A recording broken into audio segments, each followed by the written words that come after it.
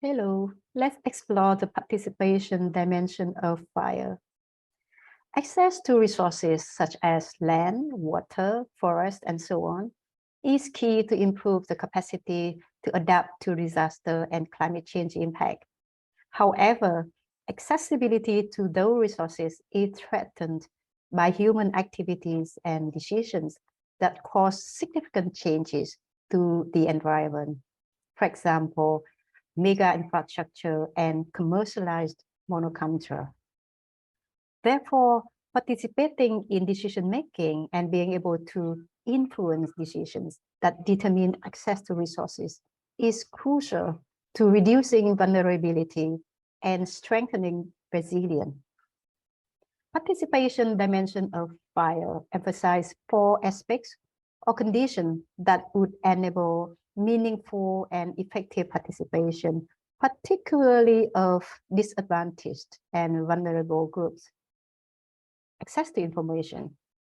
People have different level of access to information depending on their social status and identities.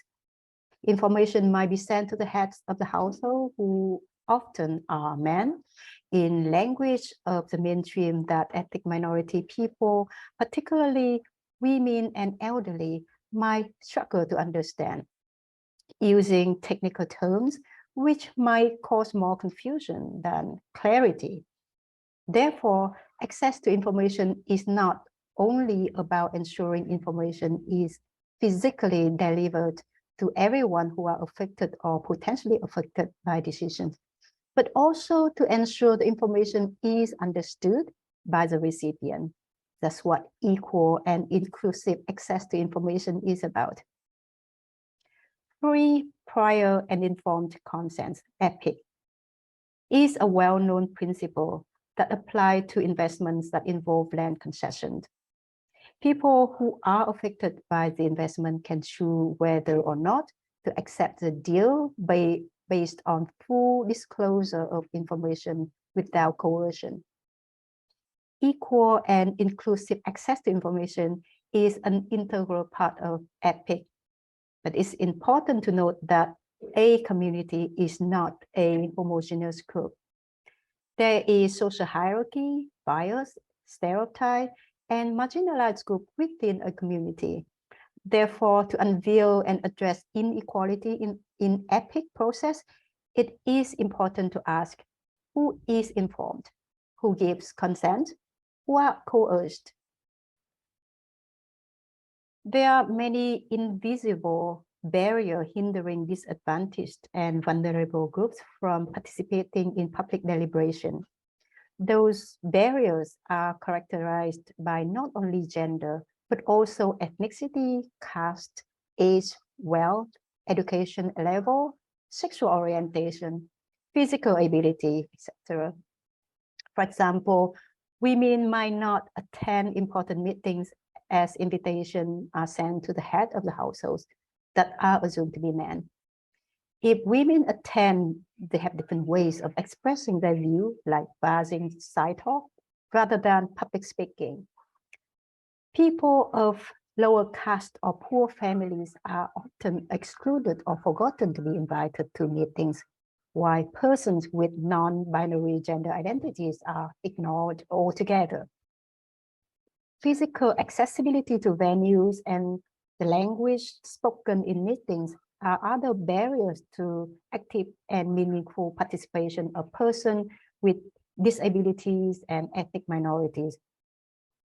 Understanding and taking action to minimize invisible barriers specified to different social groups is important for meaningful participation. Knowledge is political.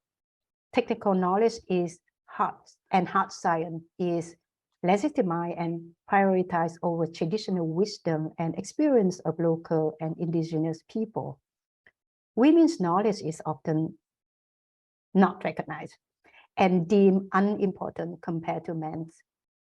So to achieve equal and meaningful participation means being aware of the politics of knowledge, meaning who knowledge matters, whose knowledge is ignored, What kind of knowledge is legitimate? It is here crucial to recognize our own bias and not to allow it to guide which voices we listen to. Participation dimension should not be addressed in silo. To connect with fundamental rights and equality, you can ask, do people have the right to participation? Do women, girls, boys, men, and people of non-binary gender identity have the same right to participation? To connect with government dimension, you can ask, are there systems or procedures in place to enable people, particularly those belonging to disadvantaged or marginalized groups, to exercise their right to voice, to participate, to claim rights and entitlement?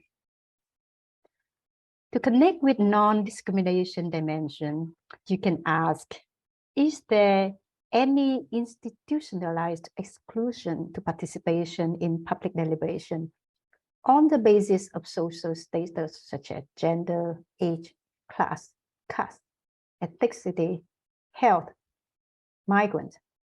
To connect with agency and empowerment, you can ask, do disadvantaged groups and marginalized people have the ability and self-confidence to assert their views?